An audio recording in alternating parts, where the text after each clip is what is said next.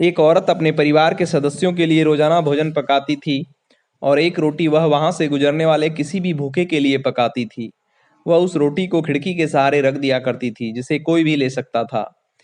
एक कुबड़ा व्यक्ति रोज उस रोटी को ले जाता और बजाय धन्यवाद देने के अपने रास्ते पर चलता हुआ वह कुछ इस तरह बड़बड़ाता, जो तुम बुरा करोगे वह तुम्हारे साथ रहेगा और जो तुम अच्छा करोगे वह तुम तक लौट के आएगा।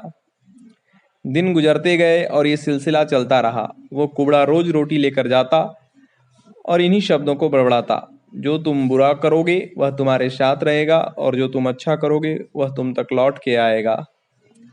वह औरत उसकी इस हरकत से तंग आ गई और मन ही मन खुद से कहने लगी, कितना अजीब व्यक्ति है, एक शब्द धन्यवाद का तो देता नहीं और न जाने क्या क्या बड़बड़ाता रहता है, क्या मतलब है इसका। एक दिन क्रोधित होकर उसने एक निर्णय लिया और बोली, मैं इस कुबड़े से निजात पाकर रहूंगी। और उसने उस रोटी में जहर मिला दिया जो वह रोज खिड़की पर रखती थी।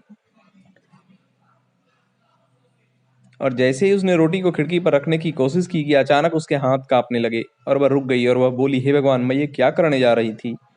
और उसने तुरंत उस रोटी को चूल्हे की आंच में जला दिया, एक ताज़ा रोटी बनाई और खिड़की के सहारे रख दी। हर रोज की तरह वह कुबड़ा आया और रोटी लेके, जो तुम बुरा करोगे वह तुम्हारे साथ रहेगा और जो तुम अच्छा करोगे वह तुम तक लौट के आएगा, बड़बड़ाता हुआ चला गया। इस बात से बिल्कुल बेखबर कि उस महिला के दिमाग में क्या चल रहा है। हर रोज जब वह महिला खिड़की पर रोटी रखती थी तो वह भगवान से अपने पुत्र की सलामती और अच्छी सेहत तथा घर वापसी के लिए प्रार्थना करती थी, जो कि अपने सुंदर भविष्य के निर्माण के लिए कहीं बाहर गया हुआ था। महीनों से उसकी कोई खबर नहीं थी। ठीक उसी शाम को वह उसके दरवाजे पर एक दस्तक हुई। वह दरवाज़ा खोली और भौचक्की रह गई। अपने बेटे को सामने खड़ा पाया।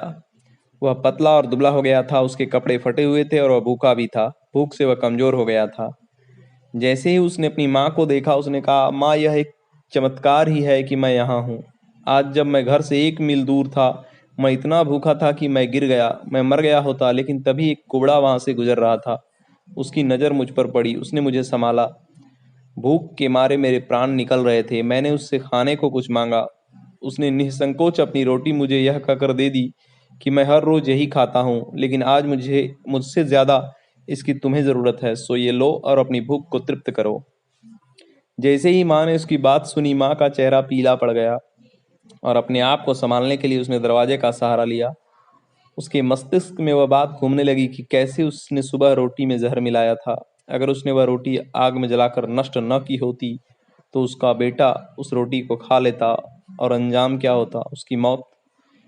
यह सब सोच सोच कर वह बहुत डर गई।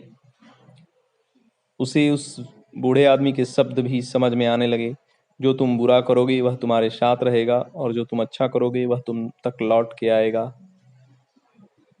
इस कहानी से हमें यही शिक्षा मिलती है कि बिना किसी उम्मीद के हमें अपनी अच्छाई से भरे कर्म करते रहने चाहिए, क्योंकि उसका प्रतिफल किसी न किसी रूप में लौट कर हम तक ज़रूर आएगा।